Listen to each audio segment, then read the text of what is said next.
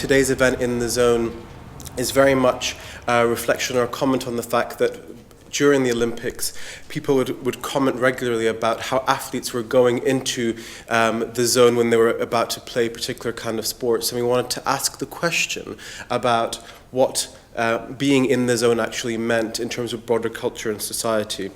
But I think the idea of the zone as something that is much more amorphous is how we wanted to think about today's proceedings, as it were. So when we're talking about the zone, we're thinking very much about what it means to be in a no-go zone, a regeneration zone, an urban zone, an imagined zone, a site of production, a site of creation, a site of conflict, a site of loss, all of these various different definitions.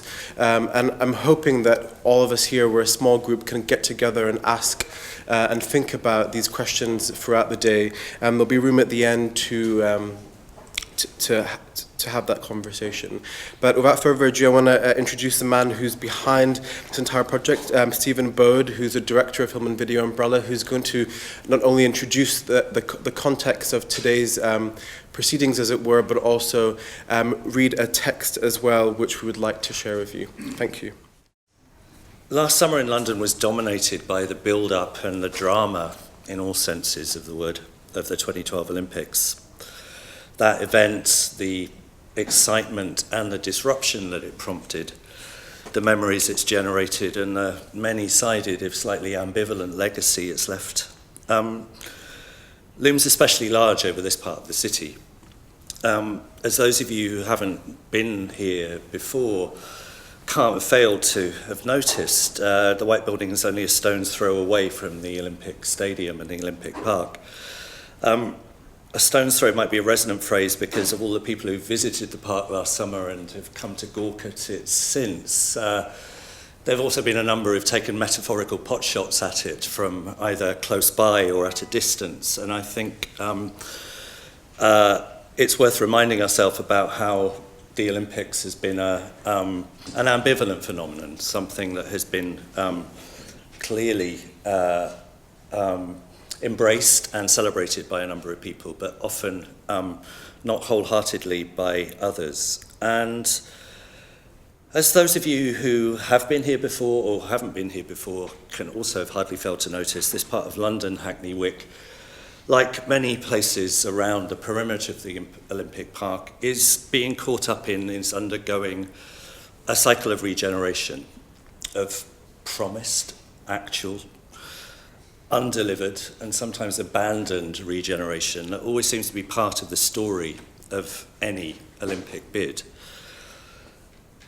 Not only is this an appropriate context, but it's maybe also appropriate timing too, that we're here, gathered here today to the day after the city of Tokyo is now celebrating the award of its of the 2020 games, and waking up this morning perhaps also with a little bit of a hangover that as it realizes what it might too have in store for itself over the next few years as it prepares for Tokyo 2020. It seems an eternity ago that London actually got awarded the games. It was 2005, and I remember actually being a little bit shocked that we'd won it. I hadn't really thought that London, I say that obviously as a honorary Londoner, but I dropped into a we there. I wasn't quite expecting, but London was awarded the games, and but I was delighted because I am, and I shall reveal this now, and I'll reveal it over the course of the day, a big sports fan. So once I got over my initial sense of being disarmed by the fact that Britain had actually won something, it was something of a cause for anticipation, at least. As a big sports fan, and increasingly these days, someone who follows sport more often on television than as a live event, one of the things I also got to notice in the last few years was how commentators on television increasingly regularly and repeatedly, when referring to sports people and athletes who were excelling or at the top of their game or doing amazing high-achieving things on the running track, on the tennis court, on the football pitch, they were described as being in the zone.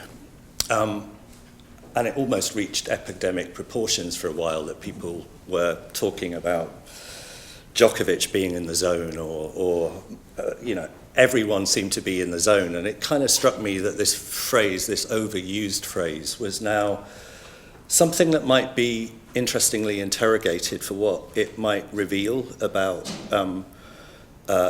contemporary culture, but also what it might mean. And it seems to imply this state of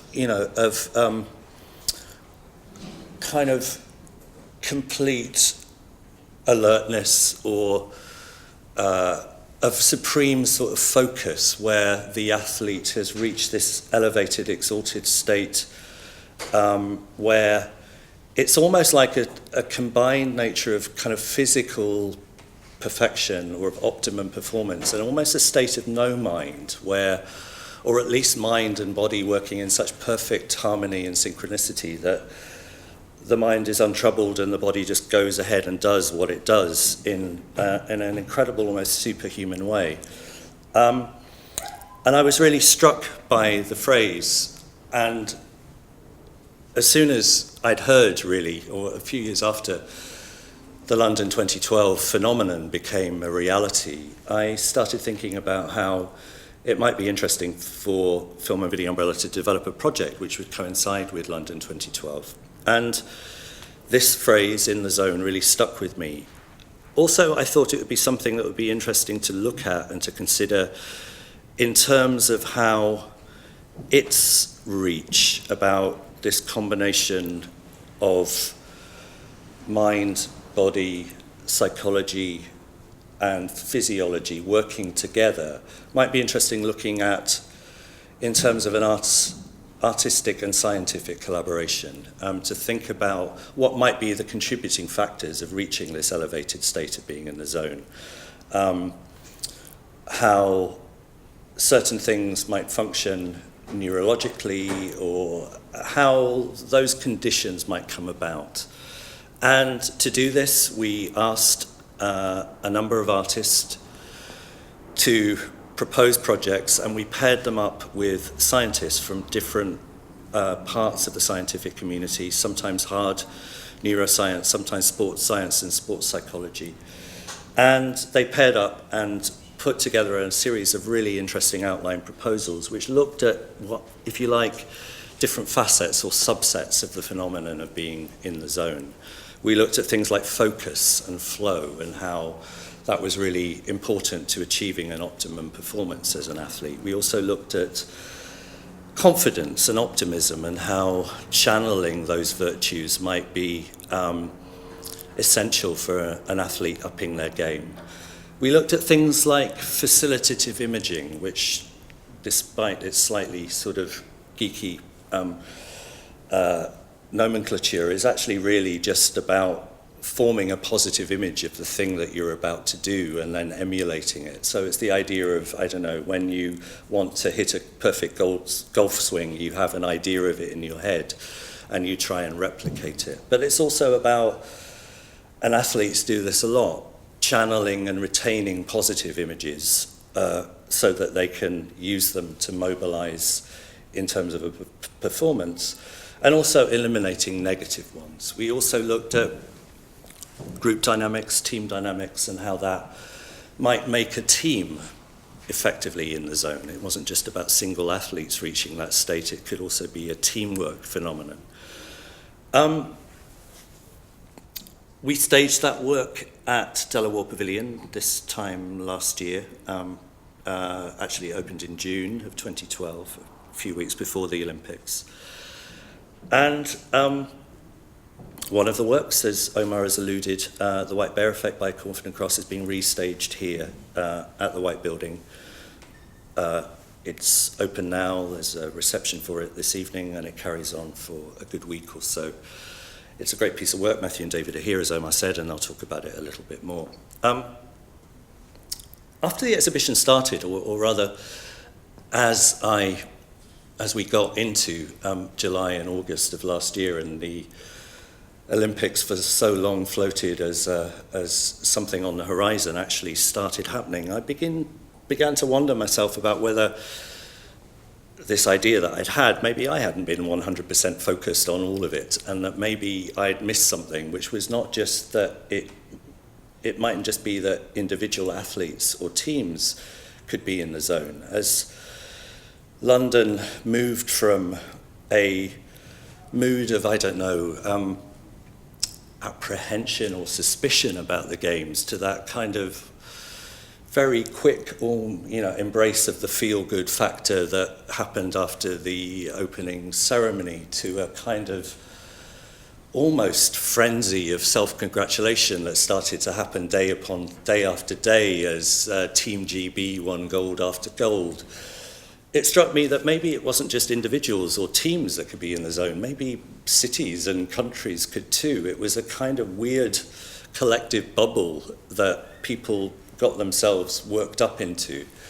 And it struck me as having some kind of parallels between that state of heightened, almost hyperbolic state that athletes can get into, that the two things might have some parallels.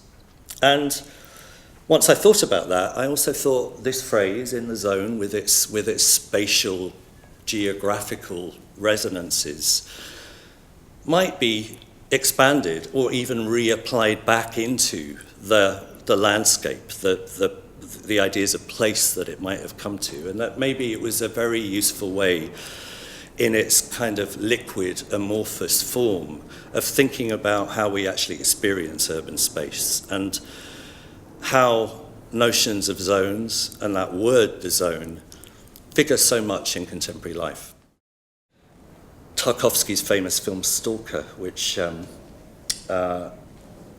features a kind of contaminated, toxic land or threshold that people must cross off, and interestingly also with a utopian sense of possibility at the end of it. There is a room at the end of the zone which the stalker will get to or lead people to, which offers transformation. And as I think we look out over what was a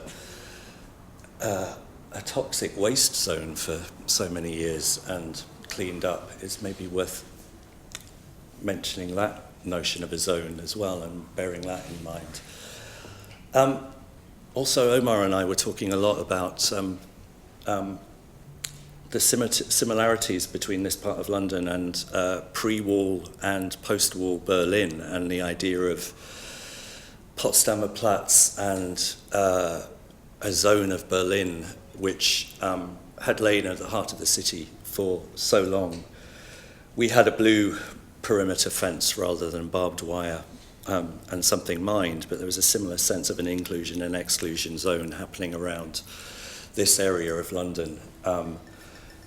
And it's also interesting to me that in West Germany, before the wall came down, the DDR, the former East, was always described as Die Zone, the zone, a kind of mysterious place on the other side. But I want to end on a point which is about boredom, slightly counterintuitively, but and I don't want to bring up the idea of anything which is kind of like a dead zone as such, or the notion of a dead zone in some kind of sense of, I don't know, Ian Sinclair-esque romantic dilapidation, perhaps. But I do want to talk about dead space and the need for dead space and dead time. I'm going to return to sport and a sports-related article, or a sports article I read a week or two ago about how the first big football match of the season between Manchester United and Chelsea ended as a 0-0 draw, and people, after the spectacle and hyperbole of the new football season being touted on Sky Sports, everyone said, that was just a really, really boring game, wasn't it? And it was. Nothing very much happened. It was a 0-0 draw. The two sides cancelled each other out. And it struck me that, you know, a lot of the time, sport is boring. The heightened state of the thrill, that heightened state of performance, the amazing sense of excitement it can bring, is often in contrast or contradistinction to, or a counterpoint to, moments, long, sustained moments where nothing very much happens. And it struck me that this is also maybe a sense we could apply this idea of dead time and dead space to our notions of the city also, to bring those two notions of the zone back together again. That it was also an interesting counterpoint or corrective to a growing perception that everything has to perform in the city, everything has to find its right place or pay its way. And how, you know, these in sport, this feeling of being in the zone, that moment of high achievement, of exaltation, and is often arrives clearly distinct from, but out of all of those humdrum examples of routine training and going through the motions where things stubbornly don't fall into place, which don't spark. And it's just struck me that maybe there's a parallel here with zonal planning too, that if everywhere in London or in the city, in urban space, is prime site, is hip and happening, newly a la mode, then there's less and less that actually distinguishes one place or state from another. And this is a harbinger, perhaps, of the increasingly homogenized, frictionless environment of the mall as a zone of outwardly discrete but ultimately unsatisfyingly samey consumer experiences. We probably need to remark here that maybe the real enduring legacy of London 2012, and I don't want it to sound too cynical here, may not be the park and the stadium, but the fact that Westfield is out there very, very close. And that certainly is something that I think will be remarked upon later in the day in some of the other talks.